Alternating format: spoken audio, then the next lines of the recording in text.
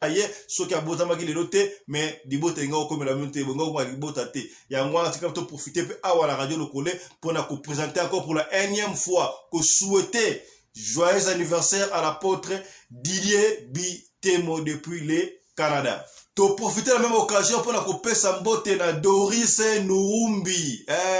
Moi si ya boya mbindo na kati ya Bundes au combien c'est que bien. Charlotte, maman Charlotte Pigeon à Londres. Yé pena yebi kolamba. Soko lingi liboko ya solo pa maman Charlotte. To pesa tango na Nzambe. Donnons le temps au temps. Au combien y a papa Ibrahim, président YL. Au combien Nzambe na nyoso nde makambo. Ruth Ambamba depuis les États-Unis d'Amérique. Ma petite va sokolaka 3 fois la journée. Ruth Ambamba. Combien na 001 na boursanité talent d'Achid, maman possible depuis les États-Unis d'Amérique.